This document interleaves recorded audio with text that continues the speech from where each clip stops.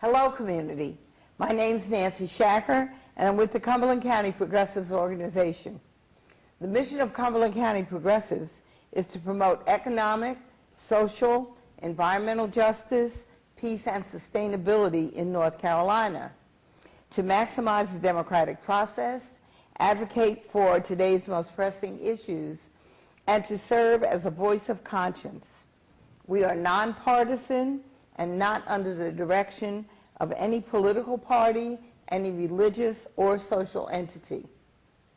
Our ultimate goal is to educate, bring unbiased information to the citizens of Cumberland County, and the means by which citizens can affect change.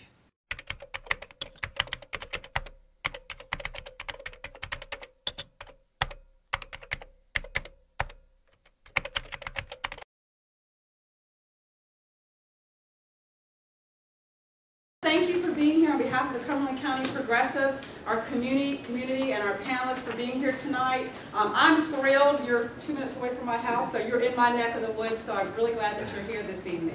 We're going to go ahead and get started. I think we're going to have a full house, so we'll go ahead and get started with our agenda. I want to introduce myself, and then you are going to get to know the panelists. But please, we want tonight to be an opportunity where you feel comfortable, that you're amongst friends, you're amongst family members, and that you have a unique opportunity to maybe get to know a local official, a state official, community members, parents, teachers that are here for the exact same reasons that you are, and that's to ensure that we have the best education for our boys and girls and our children in Cumberland County schools. My name is Sylvia Adamczyk. I will be your moderator for this evening. I was a teacher in Cumberland County schools for 12 years right here in this community, and I served as an administrator for 6 years in Cumberland County schools. So I am an educator by heart. It does not go away. And I said when I was setting up this evening, I felt like I was getting ready for school, so I have a little bit of excitement like the first day. But do we have any educators in the room? Raise your hand. Any educators, former, retired? Thank you for being here. Thank you very much. Where are our parents, grandparents, great-grandparents? Yes, thank you for being here tonight. Thank you very much. Because this is going to be about listening this evening, about educational issues that are important to our parents and to our educators. We have a very unique panel. We'll get to the panel in just a minute. I want these individuals to get to know each and every one of you, so I'm going to move forward.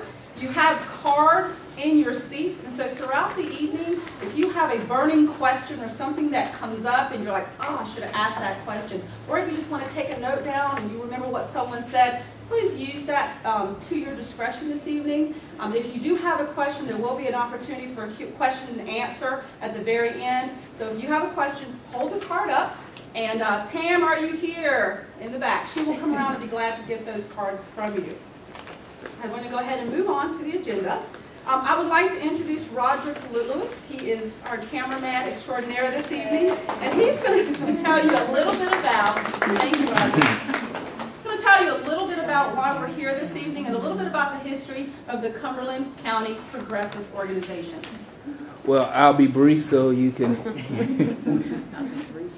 Okay, I'll be brief first. All right, the Cumberland County Progressives grew out of an organization, the Progressive Democrats of North Carolina. And as luck would have it, that the Cumberland County Progressives were far more progressive than the larger group. And they decided to spin off and become their own independent organization. And so once they became their own organization, they were free to do things the way they thought that things would be done in Cumberland County. And so their independent leadership, independent agendas has in some ways proven to be a good thing, in some ways it's proven to be a bad thing. So the good thing is you're here today, and we are assembled to try to put forward a listening campaign about the educational problems we're having in the state. The bad thing is that we're here trying to put forward about the educational problems in our state. So on that note, I'll swing it back to you. Thank you, Roger. Appreciate that. Miss Jackie Blue, she's going to tell you a little bit about the purpose of our listening tour and what our goal is as progressives in taking this educational listening tour beyond tonight.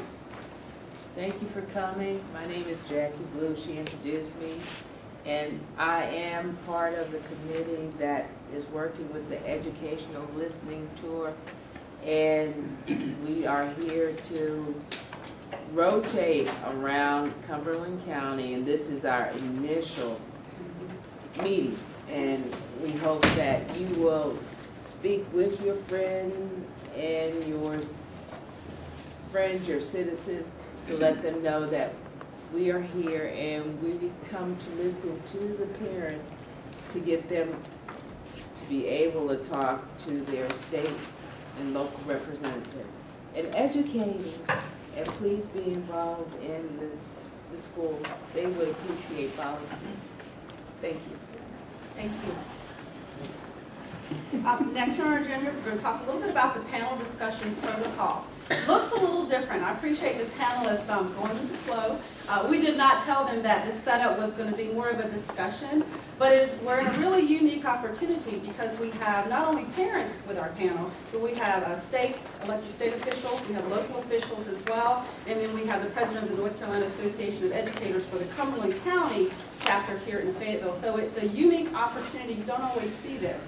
And we wanted our panelists to have an opportunity not just to answer questions that address issues, but to talk amongst themselves as well, so that you can see true collaborations, true community concerns going back and forth in a dialogue tonight. So it's going to look a little different than a candidate forum, because I know this is a political season right now, but education is our priority here in Cumberland County. And we wanted to afford you an opportunity to hear some very valuable conversations around the public education in our children.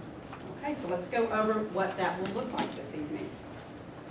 The questions that are going to be asked tonight come from a broad variety of topics, anything from questions around educational issues impacting teachers, state funding, local funding as well. We have some questions that are relative to the curriculum for boys and girls in our public schools, what's happening with that. And we also have some questions around collaborative efforts here in Cumberland County between county commissioners, city council, and then what does that look like at the state level when it comes to taking those local concerns to our state representatives. So the questions are very broad, and will provide an opportunity, hopefully, for our panelists to really engage in some meaty conversation this evening as well. So we hope that these conversations tonight will kind of spur some questions that you may have as well. So don't forget, write your questions down, and we'll have a Q&A at the end too. I am going to pose each question randomly. I have an envelope, no particular order. So I'll pull the questions out, and I'm going to pose a question to the panelists. And so anyone, ladies and gentlemen, please jump in at any time. If there is an opportunity for some discussion or questions of one another, I invite the panelists to engage in that as well. And so panelists, do you have any questions of me at this moment? No? Okay. Well, let's introduce our panelists this evening. I'm going to start to my far left. And I know everyone's name, but I'm not going to introduce them. I want them to be able to, if you would please stand, panelists, introduce yourself, and tell us a little bit about your position on education and why you're here. So we'll start to my far left. Well, thank you very much, and it's a pleasure to be here. I'm Rick Glazier. I'm in my 6th term in the North Carolina House of Representatives and served 6 years prior to that on the school board locally. I teach at Fayetteville State University as a visiting professor. And as an adjunct professor at Campbell University as well, and have done that for a number of years. My wife, I'm married, 2 children, and my wife is an administrator at Methodist University and previously served 11 years as a middle school art teacher at Hope Mills and at 71st Middle School. We have 2 children, both products of the Cumberland County Schools, and the reason I got into public life was dominantly for education of my children and education issues. And I'll be delighted to be with the panelists this evening, and look forward to the discussion and the questions. Thank you, Representative Glazier. My name is Romain Stanley. I'm actually a native of this community from Cumberland County. I grew up here from Hollywood Heights, graduated from 71st, 2002, went to the military, veteran of the United States Air Force. I attend school now. I'm attending Campbell University for communication studies and management minor, and I'm here because I'm a parent of 2, and my one daughter, she stays with me and she goes to William H. Owen, so I'm delighted to be here as well, and hope I can give some positive input. Thank you, Mr. Stanley. Our next panelist. My name is Joseph Sorce. I'm a first grade teacher at T.C. Berrien Elementary School off Atlantic Street. I'm also president of the Cumberland County Association of Educators. I'm here advocating for students, parents, and educators. My background has been in education. I'm from Pennsylvania originally and came down here about 11 years ago. And I'm still passionate about what I do. I'm still passionate about educators being successful and students being successful. Thank you. Thank you, Mr. Sorce. Our next panelist, please.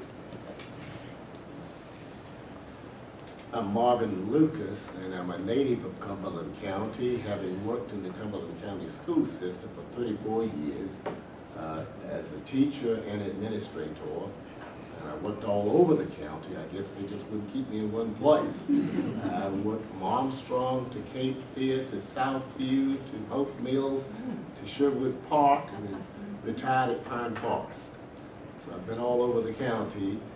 My wife is also an educator, having worked 30 years in the Cumberland County school system as a first grade teacher and a kindergarten teacher. So we've run the gamut of educational experience for K-12.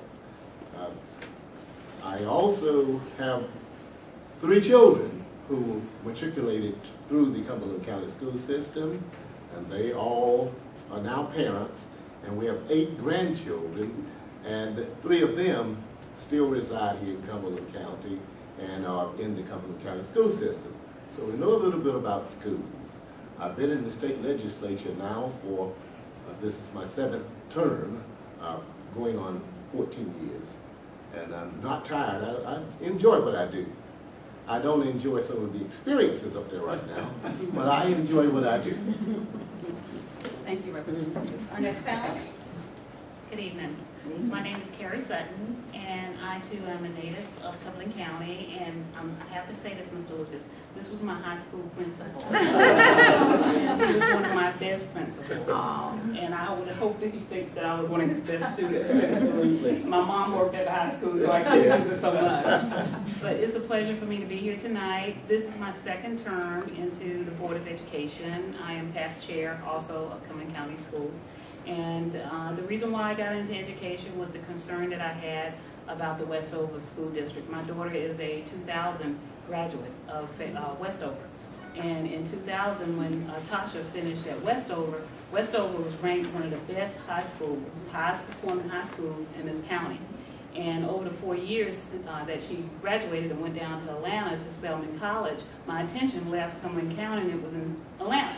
So I was back and forth with her, and I started hearing awful things about Westover, gang activity and all this negative stuff going on at Westover. And I was like, what's going on? How could this be? And that concern made me, drove me to run. Didn't have any idea that I was going to actually win, but I just wanted some attention to be put on the Westover area. And as a result of that, God had something different for me. So it's been a pleasure for me to serve on the Board of Education. We've made tremendous strides. We still have a long ways to go, but we're getting there bit by bit. My daughter's a chemist at Emory University in Atlanta, and she's a proud graduate of Cumberland County Schools. So any negative that you hear about Cumberland County Schools and what the negative stuff that you hear is still positives that come out of Cumberland County Schools. And my daughter and others' children are proof of that. So it's a pleasure for me to serve you. Thank you. Thank you, Ms. Sutton. And our final panelist. Good evening. My name is Tiara Mcfarley. I'm also a native of Fayetteville, North Carolina, born and raised, and I graduated from 71st High School in 2002 with Romain. I am working full-time. I'm also a small business owner. I have my own catering service, and I have 3 daughters, 2 of which are students here in Cumberland County, 2nd grade and kindergarten, and I also have a 2-year-old. And I'm here because I am a young parent, a very involved parent. I volunteer at the school, go on field trips, things of that sort. So I just want to be able to talk with the panelists here, answer any questions, and express my opinion. Thank you very much. All right, guys. We have an awesome panel. Please, audience, take advantage of this opportunity if you have questions as well. Pam, if you will, impromptu, if after 2.5 minutes, if you'll just kind of give me a warning sign, that way if there's a discussion, I will know and I'll let the panelists know we have 30 seconds to wrap up this question and this discussion. It can be your hand, a colored card, it doesn't matter. I'll see you in the back. That'd be great. Let's get ready for this discussion. Okay. First question to all the panelists. Explain what you believe should be a priority for school funding for the 2014-15 school year. I'll read it twice. Explain what you believe should be a priority for school funding for the 2014-15 school year. We invite any panelists to begin the discussion. Please. The priority ought to be a raise for teachers. Teachers since about I started, say, back in 1995 is when we really stopped giving substantial raises. But up until about 06, 07, we were giving minor raises. But since that time, the revenues dried up. We are not doing much at all for our teachers. And now we've reached a point of diminishing returns. Our good quality teachers are leaving the profession to do other things in the community, and if they can't find other things to do in the community, they're leaving the state to work in other states. And that's just not good. If we don't provide good quality educational experiences for our students, we are doomed to mediocrity in this state.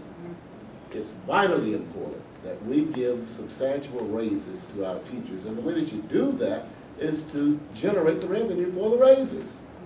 You can't do it any other way. Well, I mean, we're seeing, and Joe and Carrie know, and parents, you both know, I mean, we're now 46th in the nation in teacher pay, and really when the new data comes in for next year, it'll be 48th or 49th. And no system can maintain quality when you're doing that. Then we have the first time in the history of the state, every state university is down 5 to 15% in the number of school applicants to be teachers. That's the first time that's ever happened. And you saw in the paper recently that a number of districts, and Carrie, you can, I'm sure, talk to Joe, you can talk about this, are having their highest numbers of retirements and incredibly difficult problems recruiting. And all of that comes back to student achievement and outcomes and quality. And if we can't keep people in the profession, then we're all going to suffer. And I guess I'd also throw it open to the panel that we say, and there may have been a rationale in 2008 and 2009 when the global recession hit that we didn't have the income. We didn't. We were trying desperately to hold on to jobs then. But that's not the case now. Now it's just a choice that some are making to not create the revenue options. And it's no longer operating in a vacuum. If we don't put the fingers in the dike of this dam is going to break. And when it does, I think we're going to all suffer for generations. I'm not going to put the same thing that Representative Lucas and Glazier just mentioned. When I was elected in 2008, I was proud to join North Carolina in the ranks of education because I was a 30-year business person. I have a financial services business that I did for 30 years. And I was proud to be a part of it when I came in because we was ranked 24. In 2008, North Carolina was ranked 24th in the country for as teachers pay. And I think it was like 26, 27 for per pupil funded. And we dropped now to 48, 49. So it's just ridiculous, and as a board member, it breaks my heart. As president of the Cumberland County Association of Educators, I can tell you numerous stories of teachers struggling today to make a living. It's horrible. You have teachers coming to school hungry. You have teachers deciding whether they're going to go and get formula for their children or the tires for the car, and they're coming to school with all these issues. And how can we teach every day when we got all of this in our concern? My major concern is the kids. We've taken our eye off the kids because we're worried about our self-worth coming to school and trying to do a job that we love to do. And it's only going to affect the children that we teach every day, because we're not going to be able to reach them like we used to be able to do. You know, I could be telling you that teachers need a raise, yes, but the children need us to be there for them. And if we're not there mentally for them, how are we going to do our jobs? 30 seconds, panelists, on this question. So, I wanted to say, okay, so, and I'm a parent, and I don't get to see the stats that you guys see all the time. So, from what my stance would be is, how wouldn't the priority be then? How do we get the money for the teachers and for our kids? Because everyone knows that the teachers have to get paid. You know, we know that, of course, you know, for me, my child is the most important thing. How do we get the money there? Because that is what the offense from legislation saying that this is the problem, we got to pay back the $2 million that we owe the state. So how do we get that money? Because that's more important to me. I want to get the money so that everything is taken care of. So my kids get the best. It's the responsibility of the General Assembly to provide those resources. It's part of the North Carolina Constitution that our founding fathers, and I've grown to appreciate that the North Carolina Constitution so much. This year, our forefathers had the vision, the forevision, to see down to 2014. And there may be some crazies that will try to turn the Constitution upside down. It's in there that every baby has a right to a sound, quality education. It shouldn't even be a debate. We shouldn't even be sitting here tonight talking about teachers' pay.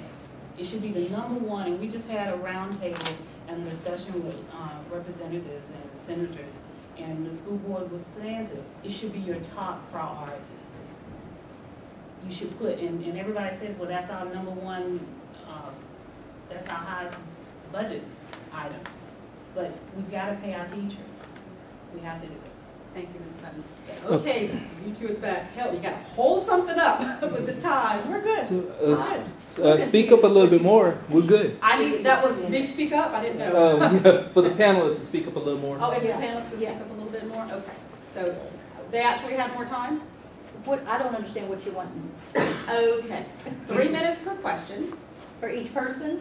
For the question, for the whole panel question. Yes, Oh. my apologies. Let me be more clear. Oh, okay. 3 minutes, and then at the 2.5-minute mark, give me some sort of visual signal, and that will allow me to know, and the panelists will see it as well, because I'm behind them. Okay. Correct. Good. That's a really good segue into question number 2.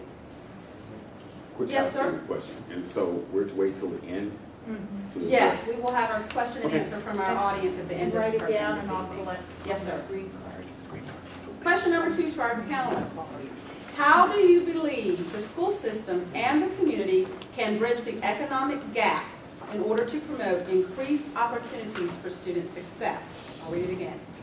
How do you believe the school system and the community can bridge the economic gap in order to promote increased opportunities for student success?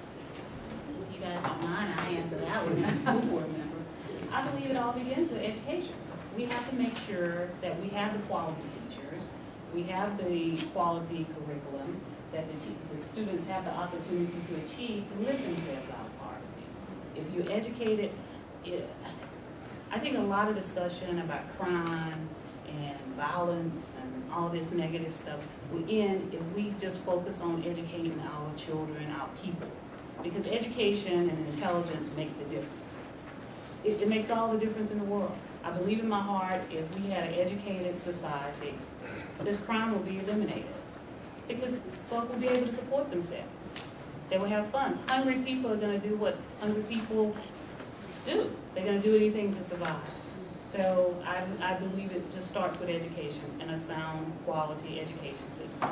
I agree with Carrie, but I think as well, it's not even just K-12, it really starts 0 to 5. Yes. And all the people who talk about issues in public education, and I agree that there are a number, but transcending all of them, we want to try to attack issues of education by putting scorecards on paper for teachers, or we think vouchers is going to do it, or we think charters is going to do it, or the flavor of the day. And the reality is the tough problem to solve is poverty. And if you gave every child, and the nations that excel know that, and if you gave every child quality early childhood education experience and come to school with self-esteem and come to school with a vocabulary and come to school ready to learn, I think we would be markedly ahead of the game. But that's expensive, and fighting poverty is expensive. And it also requires a lot of community self-responsibility, and those are things that we, on both counts, probably have not been very good at, and we want to seek the sort of the quick solution. This is not a quick solution. 30 seconds remaining, panelists. The economic gap is not going to be narrowed as long as we leave folk behind. You must raise all boats. All boats have to rise. And the way that you do that is with, as it's already been stated, quality education. We know that the parents are sending us the very best kids that they have. They're not leaving the good ones home. And it's up to us as a society to see that we make the adequate provisions for these students to learn. And when we make the provisions for them to learn, that means that we have to have good classroom atmosphere. And you get that by having good quality teachers. It's really, one is interdependent upon the other. If you have good quality educational experiences, the economic gap will be bridged. If you don't, you are doomed to mediocrity. Thank you, Representative Lucas. Question number 3. What do you believe the school system can do better to address the diverse population of students in regards to ethnicity and socioeconomic status? I'll read it again, really connected. What do you believe the school system can do better to address the diverse population of students in regards to ethnicity and socioeconomic status? Panelists?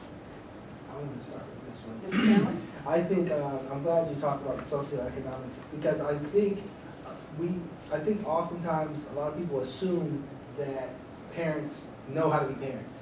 So a lot of times we just send our children to school. If I'm a child and I was never taught how to be a parent, and I'll send my child to school. So I think the school, and the funding comes from this too, but I think if the school could have some programs for the parents too, and this would, of course, this would put more of a strain on the teachers, but if the school could have something for the parents too, about learning how to be a parent, things that you can do instead of just reading with your child, because that's a simple solution to a big problem. Reading with your child, it doesn't matter if you go there one Tuesday out of the month. If you're not reading with your child every day at home, and you don't know how to be a parent, you're yelling, everything that goes into that environment, like we were speaking about earlier, then the child is spoiled anyway.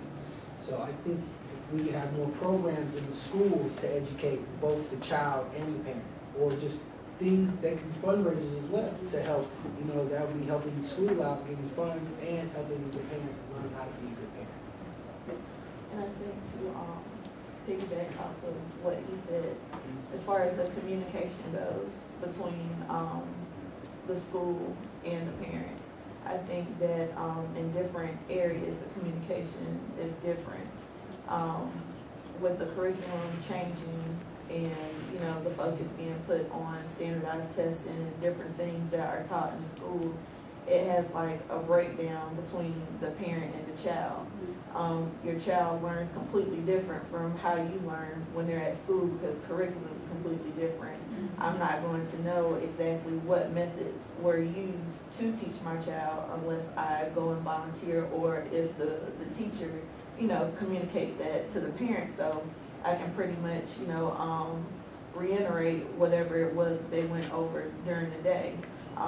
In certain areas, you have parents that don't work a 9 to 5. They're working in the evenings when their kids come home from school, and then you have certain kids in better areas that perhaps the mom stays home all day, so they have more of an advantage. But if the communication is the same between the teacher and the parent, then everybody will be on the same playing field. The other thing is structure for kids whenever they leave school. You don't worry about them so much when they're in school for those 6 hours, because they're going to have a structured pattern. It's what happens to them once they leave school.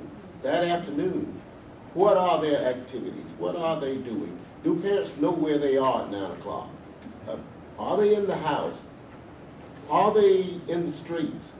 And if they are in the streets, what are they doing in those streets? What constructive activities are occurring there?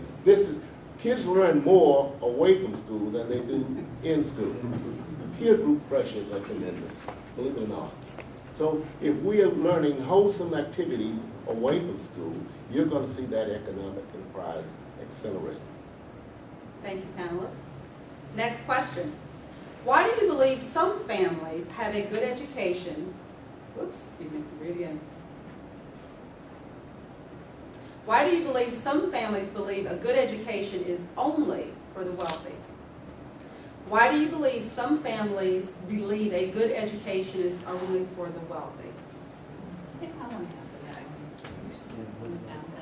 I want to go back to somewhat the question that we just had. We have to remember too that in the schools we do have programs for parents. The PTA is vital. We have a state PTA that we incorporated here in Cumberland County back about 4 years ago, where we beg parents to be participants and to bring your ideas and talk together as parents. We beg, we want that. But you'll be surprised. You'll be surprised. So, you know, it is there. And we as a parent have to take a degree of responsibility with your child. Like Mr. Lucas said, the 6 hours that we have them, we know what they're doing and we know what they're being taught. But they're home the rest of the time.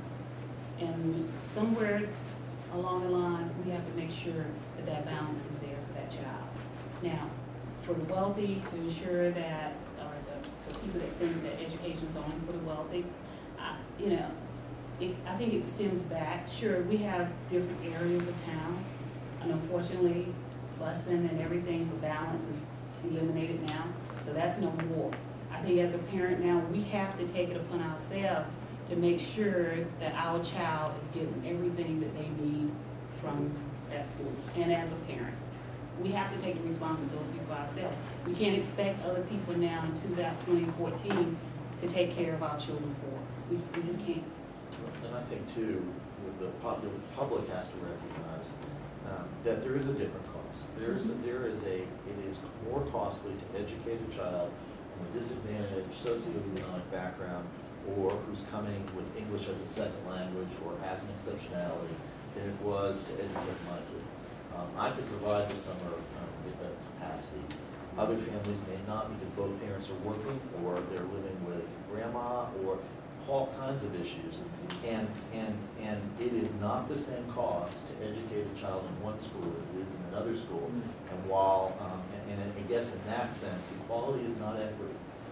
And so there has to be an understanding that there are greater needs in some populations of school children than others, and we all have a responsibility to educate each child, because as the grandparent once said, you know, I got to live with everybody else's children. That's right. And like going off of what you were just saying about the socioeconomic, and it costs them more to, you know, educate, you know, a child like that. Upon my research, you know, just looking at the breakdown of Cumberland County, it's kind of like the opposite as far as how much money is spent per student in certain, you know, in certain schools. It's actually more money spent on students in better areas than in, you know, culturally diverse areas. As a board member, I can tell you that your perception is not correct. We have $8,000 per student is per student funded. And as a board member, you would read about me blowing up something if I thought one school was getting more money than another school. But it wasn't my opinion, it was what I actually, you know. But let me tell you the difference. The difference comes back to that parent involvement. Mm-hmm. Now, I will be the first one to say, parent involvement is completely different in the Ferguson-Easley School District compared to the Stony Point School District. And I'm sure we have some parents in here in the Stony Point District that can attest that the PTA and the SIT teams, everybody's very involved. But we can't get parents involved in the Ferguson-Easley School District. But the parent, let me finish. The difference comes where those parents bring in the different resources. When the resources is there, that they can spend and they have those resources, that's where you see the difference. But when it comes to first pupil spending, But, Source. it's no difference. I can't remember the exact source, but it was something I was researching a few months ago, just due to things with my own daughter's school and stuff like that, going back and forth to the school board or whatever. I don't. But at the end of the day, me personally, like I said, I'm an involved parent.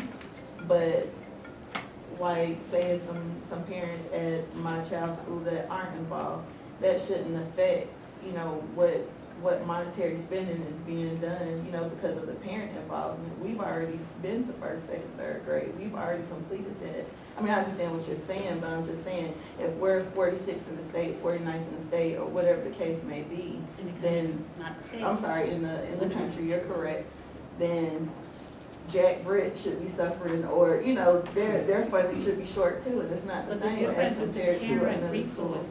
Thank you, panelists. We're going to go to the next question. Really good question. Two questions, audience. Really good. Next question.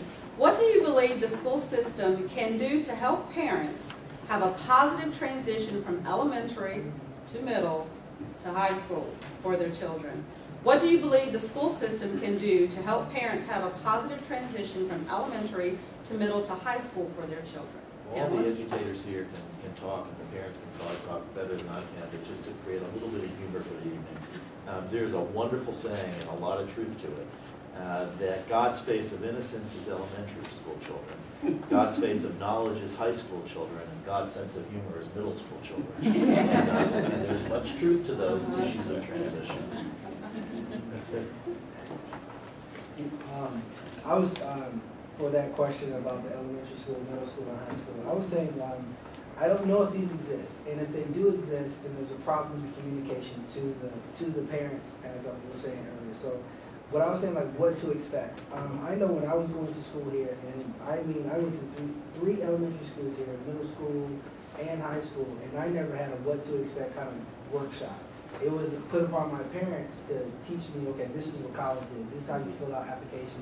You know, the SAT is this. I did not know anything about that. And hey, I'm a kid running around the streets. I got to be cool in front of my friends, and I got to be adventurous, and I got to, you know, drive my car and be cool, and that's what I was doing.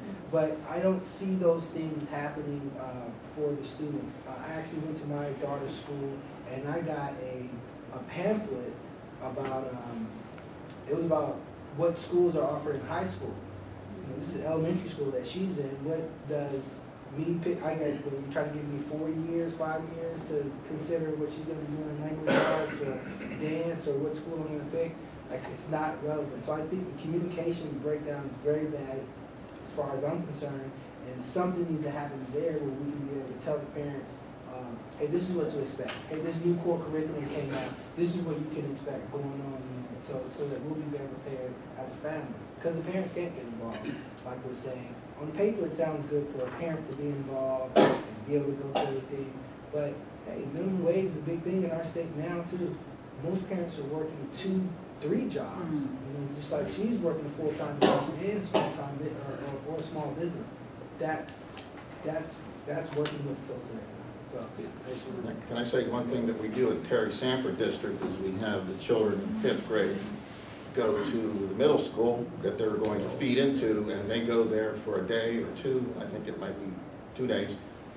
I think maybe one thing, take it a step further and have parents be there when they do this transition, so they can see where they actually, I think they spend a day at the school and do class simulations, and it might be a good idea just to have the parents come in too and do the same thing, go along with their children when they transition. And I think we do the same thing when we go from middle school to high school.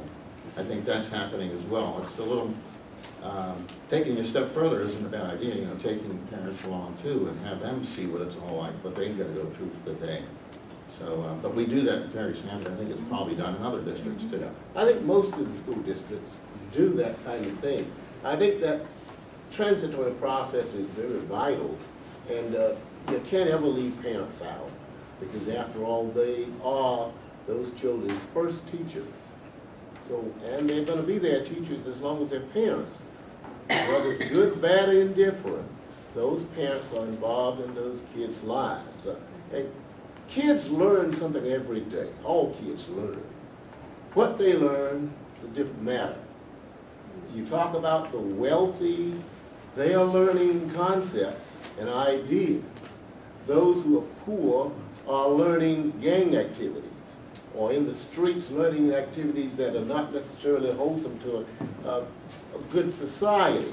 So, but they are learning. They're learning things that we don't necessarily want them to learn. You know, the late Ron Edmonds said that, I think, very, very eloquently. He had a little statement that went something like this. He said, we can, at any time we choose, teach all children whose value is of interest to us. I believe that. Thank you. Panelists, next question.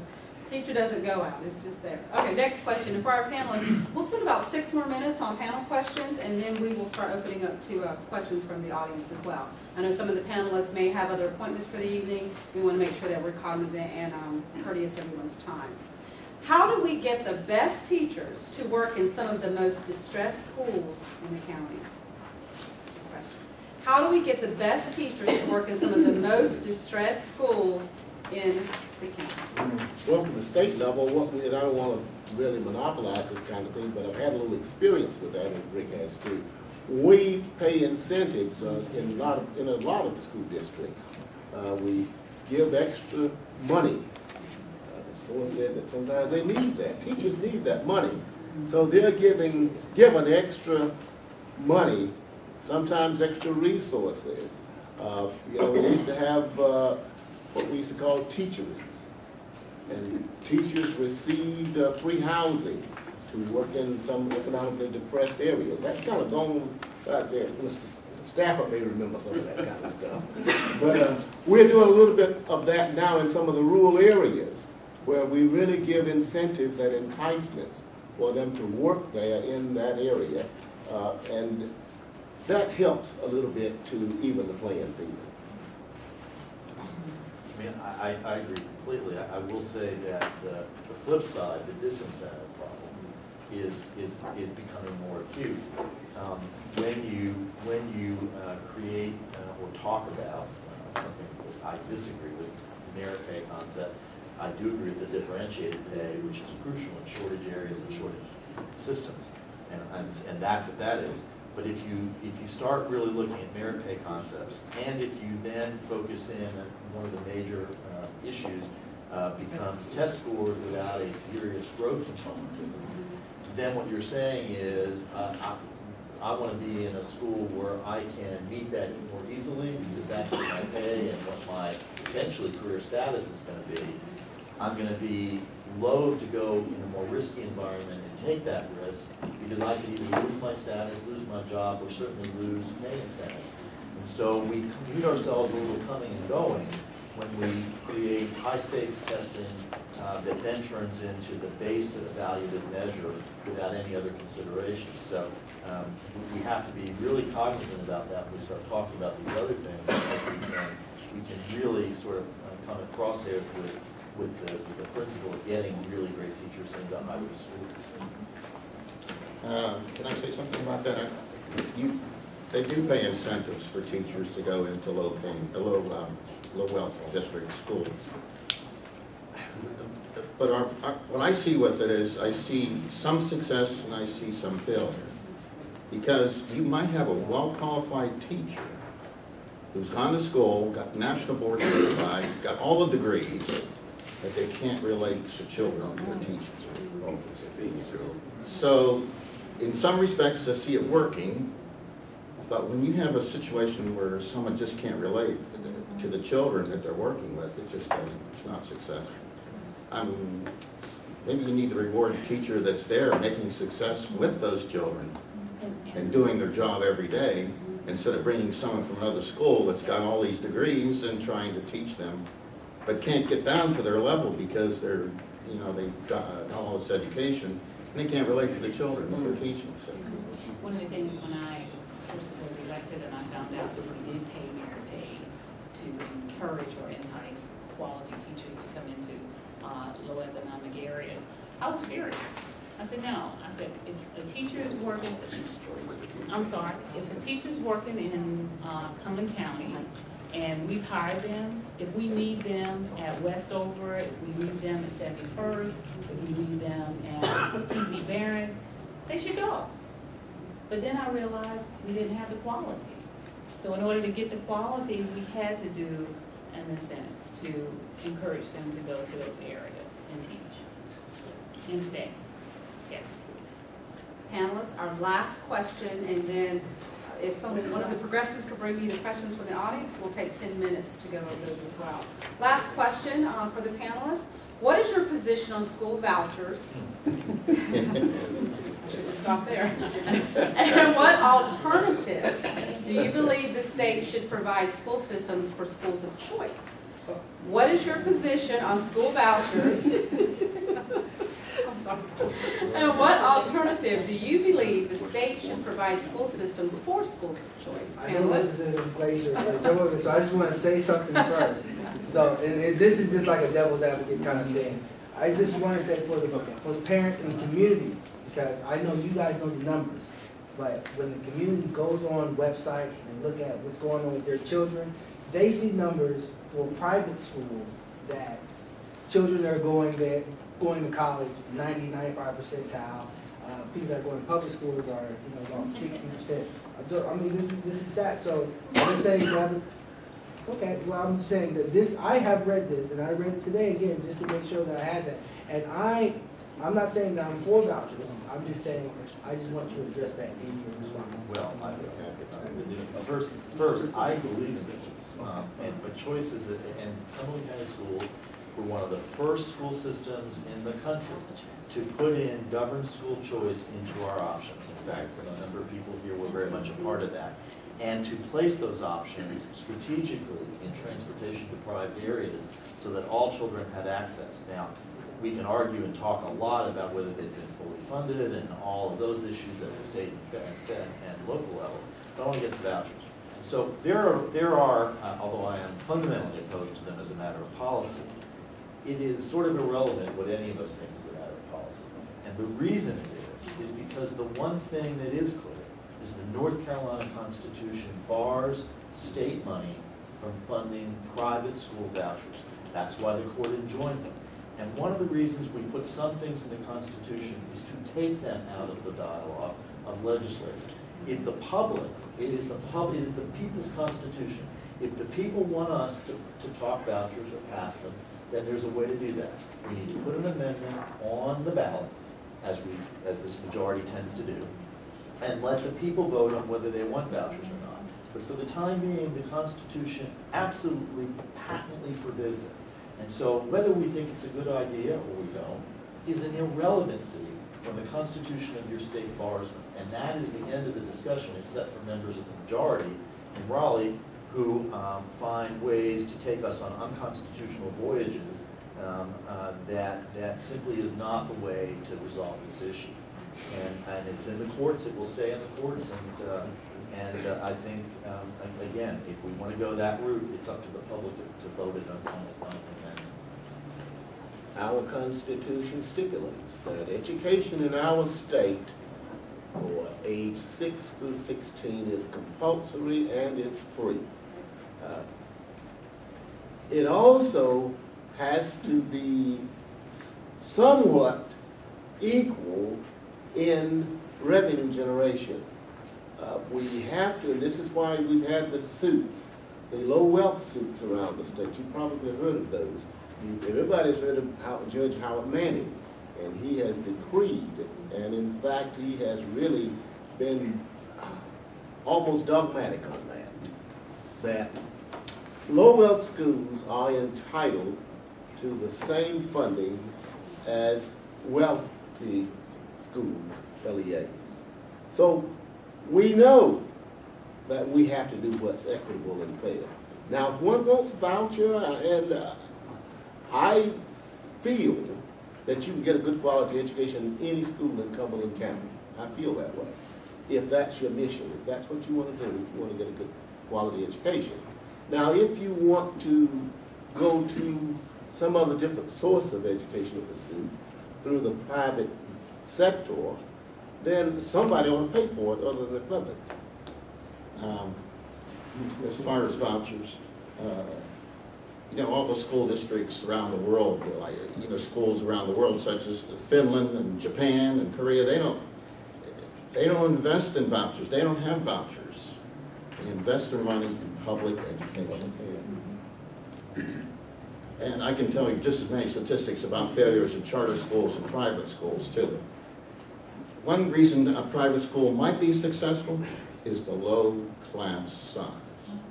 If I only had 5 students to teach every day, I'm sure I'd reach every one of those students. And I can't really, if I had 30 students, I'm not going to reach as many in a small size as you reach in a private school. That might be the one reason for their success. But I've seen a lot of failure too. I've seen a lot of students come back to public school from charter schools because they weren't getting the education that they deserve. Well, there's no data whatsoever for any system that's adopted vouchers. Milwaukee and Cleveland are had on the long list that shows any statistical difference between performance in traditional publics and the voucher cohort. In fact, if anything, those recent data out of Cleveland and Milwaukee show that the public school students are doing better in most standardized testing, for what it's worth. I just got back from the national, and I had an opportunity to talk to the chairman of the school board in Indiana, who is the largest voucher district in the country. And he told me, he said, Ms. Sutton, we have a mess. He said it's a total mess. And here in North Carolina, the $4,000 opportunity scholarship grant that's being offered. What private school tuition is $4,000 that you want to send your child to?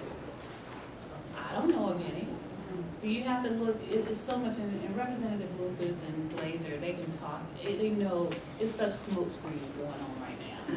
And that's all a ploy. It's another indirect hit on public education.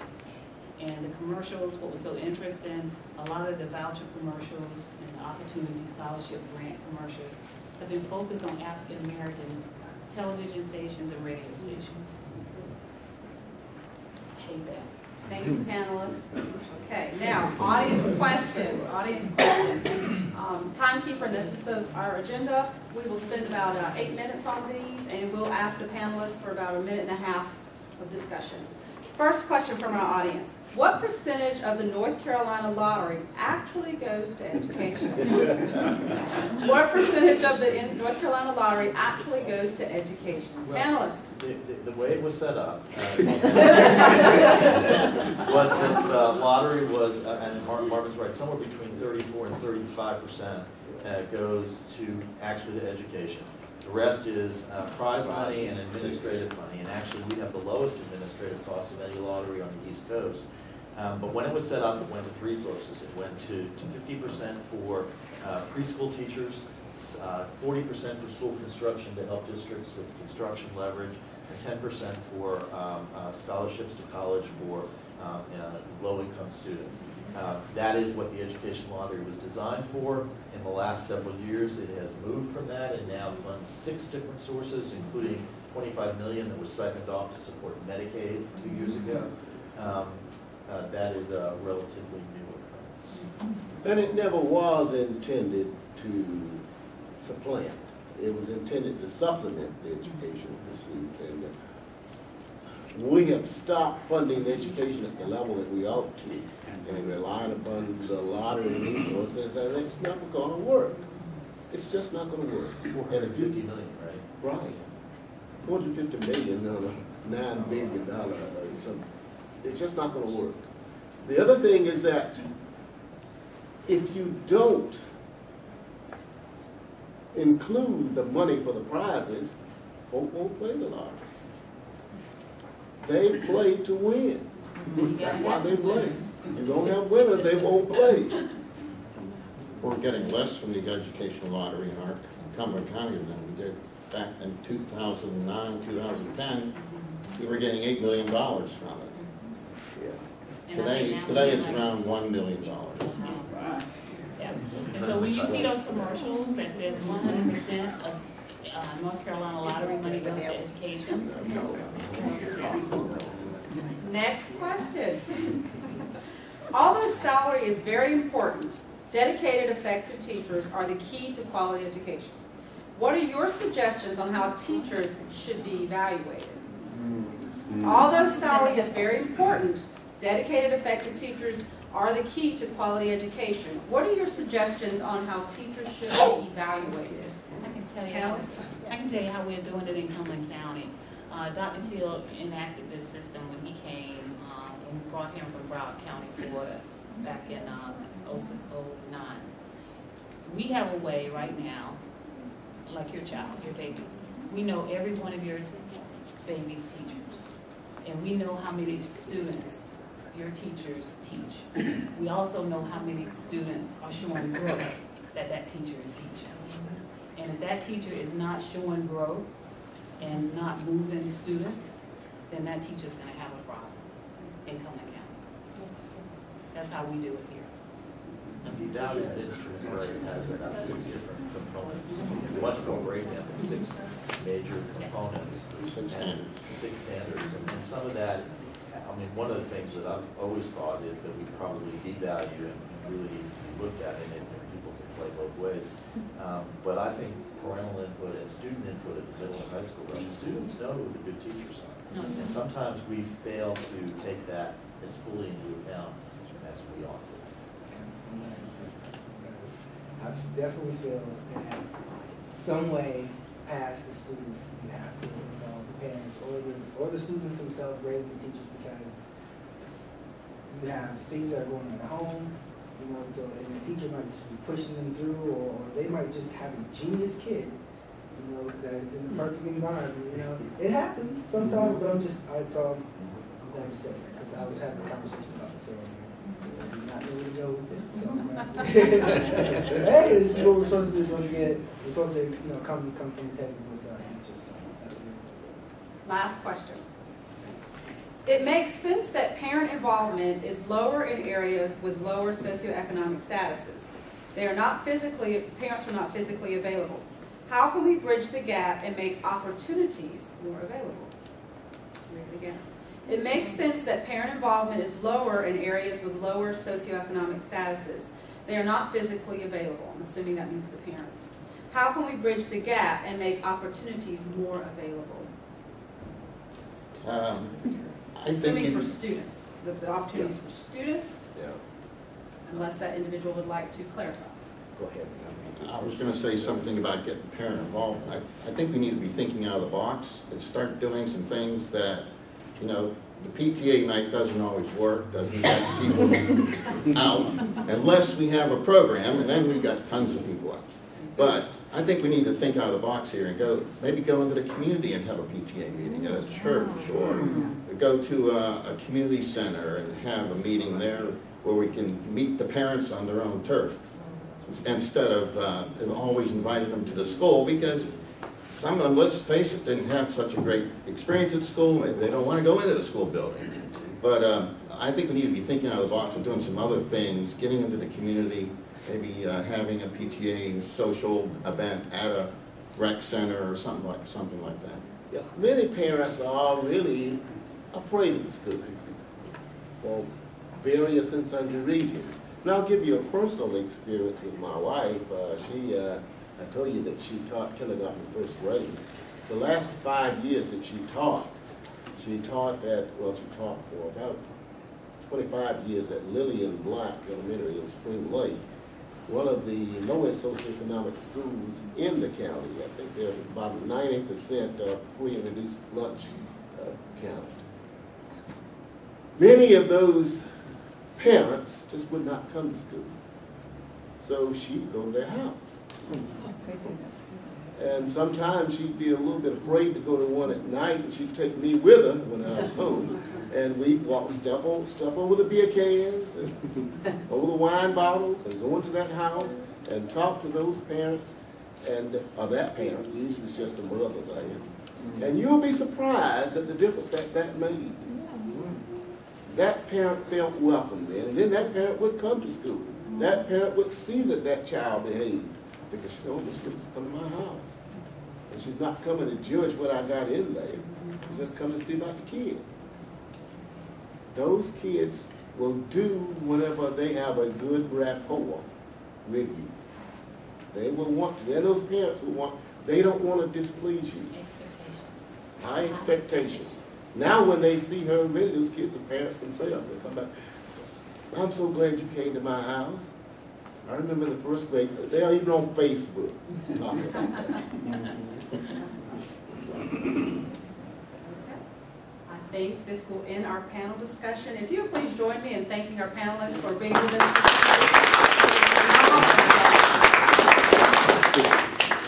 When I first started teaching, coming right out of college, I'm a Cumberland County graduate and UNCP graduate, State College, and first year teacher, nervous and scared.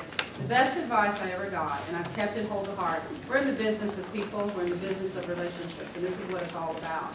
And we hope that you saw this tonight in this dialogue and through this discussion and the laughter and some of the frustration, because it's in our community. These are real emotions that we're going to leave, and things aren't going to be fixed tonight. But we hope, raise your hand if you heard something maybe new tonight that you didn't know. I'm going to raise my hand. I didn't know about some of the stats. Thank you.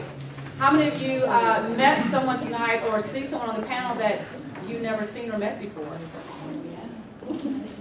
So, with that being said, I do want to recognize members of the Cumberland County Progressives. They made this happen this evening. So if you're a member of the Education Committee, please stand. If you're not already standing, Mr. Stanley, you can stand. Thank you very much for listening. This is a really good segue. I'm going to turn it back over to Roger very quickly so he can kind of tell you where we're headed with this tour. Because again, often, parents say, okay, now what? We've got all this great information. We've talked to representatives. We've talked to local officials. We've talked to parents. Now, what are we going to do with this information? I, as a mom, am not going to go to Raleigh and say, okay, let's do this. What can I do in my community? What conversations can I have in my faith-based organizations? What conversations can I have next week when we go back to school with my children's teacher? Because that's where the momentum needs to start. So what are the progressives going to do, Louis? Tell us a little bit about our next steps as an organization.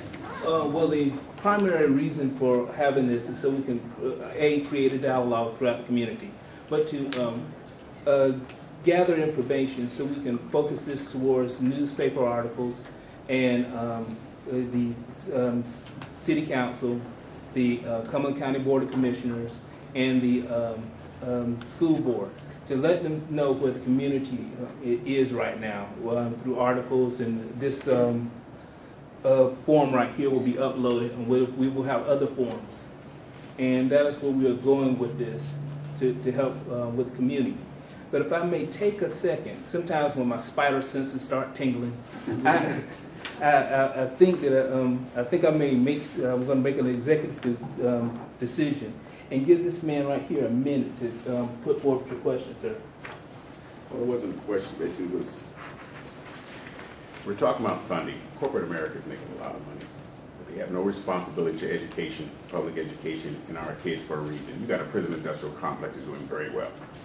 Now it's up to the parents here in the communities not to send their children to prison. I had a teacher. I came out of Philadelphia, was raised up in the military, and all of a sudden I found myself in Philadelphia because my father became a recruiter. There was one teacher there. She was Irish. She's 4'11". Okay, she taught Spanish in Philadelphia, in Germantown High School, a very large high school, 5,000 students. Do you know her students scored 25% higher in the national average in Spanish than they were flunking English? Why is this? Linda Bush could go places the police could not go because she loved those students, and we knew she loved us. And guess what? No substitute was allowed to sit in her chair. We gave her another chair and said, you don't sit in her chair. And those students went on to become, she made me go to the school I went to. I was going to go to one of the football schools and have parties. She sent me to one of the top schools. You're going down there, and when those counselors are down there, you're going to that school. She got teamed up with my mother, and it was a wrap. So after that, that's where I was going. As a military officer, I'm very much concerned about this country and where we're going. I've traveled all over the world, and I can tell you about different educational systems and what they're doing in those systems. We as a community of minorities, we are responsible for the monies that these corporations are making. We spend all our money. And King showed us a long time ago how to take your money and use it as leverage to get what you wanted. We forgot all that, how to do that. if we just, you know, I really want to work with Republican Glazier and Republican Lucas and Representative.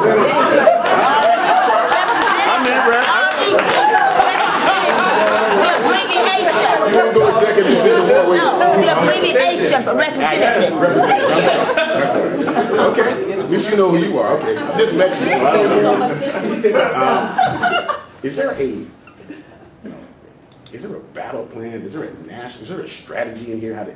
You got to have a long range plan, and it's got to be I would love to work with you as far as a tactical and a strategic type of, and it's got to be, guess what, articulated on paper. You got to be able to see it. This is just another battle we're involved in. We will sign you up to be a member. I just want to say something quick because I see Representative Glazier everywhere, and I see Representative Marvin Lucas everywhere, and you're everywhere as well. And I'm not clearing you out. You're probably somewhere else. But I just wanted to say that these are probably the most available people that you can talk to, and like. I mean, probably not during election season, but I mean, these are the most available people. I just wanted to let you know, like, these people, they're here because they actually care. So, and I wanted to be a person besides them talking for themselves. I wanted to really say that I see you guys everywhere, and you are there. And I know I played the advocate, but I just know that those are questions that need to be answered during the panel. But they are here, and they would be willing to help you in any way as long as it makes sense. So I just wanted to put that. Can I just make a comment in reference to, because he just said he wasn't from here.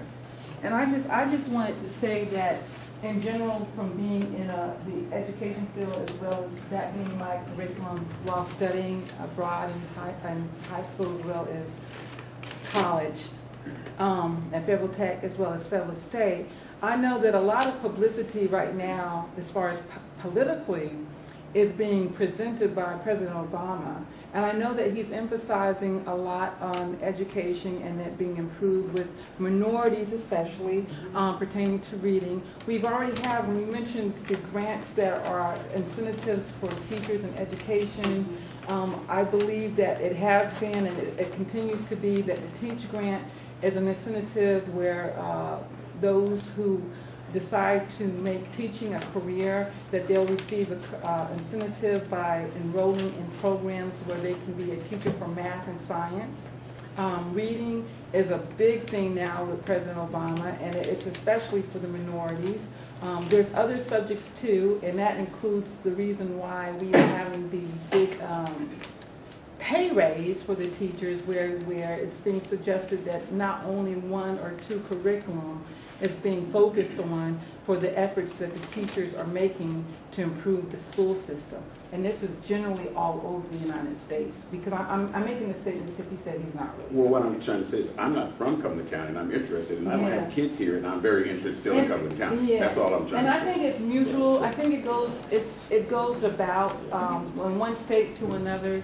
When you have a president who's, his incentives are based on the need of educational reform. Mm-hmm. So it's not just from Philadelphia, New York, it's also here in the South, in North Carolina and Cumberland County. I want to thank the audience, and thank you, Roger, for inviting our audience to speak, because this is a very appropriate way to wrap up our evening. The concern is real, it's very personal, and so we invite you to continue to have these conversations. We want to see if you would be interested in being a part of this educational listening tour. We have a committee that's working very diligently with our community members, and we want this to continue. But we also want to make sure that we take these values around education and we forward it to the individuals that are able to make these major decisions with our school board, our state representatives, and then hopefully all the way up to Washington, D.C. So I want to, yes, we also need to make sure that we vote, get out and vote. Yeah. And vote the crazies out that don't support it. So can I say that? Yes.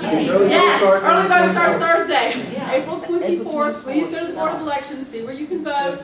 2 weeks, and then the primaries May 6th. You know your candidates. Know your candidates that are educational proponents, people that are going to support your children, their future. Educate, read up, and please go and keep these folks that need to be in office. I know.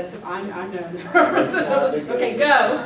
I know it's time to go, but I think we hit on a very key point minutes ago when I heard the gentleman say that he's concerned about corporate America because we all contribute to corporate America.